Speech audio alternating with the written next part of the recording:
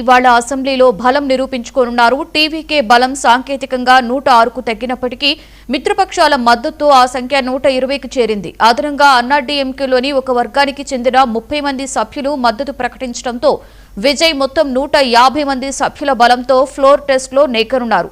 దీంతో ఆయన ముఖ్యమంత్రి పీఠం సుస్థిరం కాబోతుంది.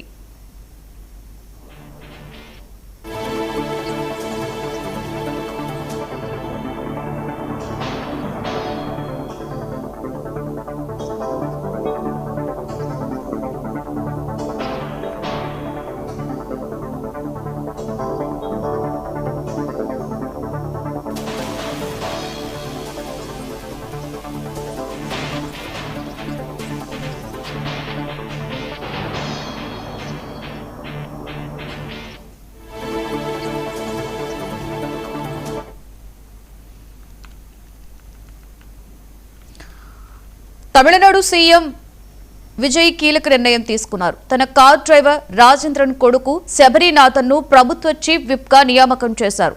దీంతో అతనికి కేబినెట్ హోదా దక్కనుంది. మంత్రి స్థాయి అధికారాలు, సౌకర్యాలు కూడా ఇకపై ఉంటాయి. కాగా శబరీనాథన్ తండ్రి రాజేంద్రన్ దాదాపుగా 30 ఏళ్లుగా విజయ్ దగ్గర పనిచేస్తున్నారు. నమ్మకమైన డ్రైవర్గా, వ్యక్తిగత సహాయకుడిగా వ్యవహరిస్తున్నారు.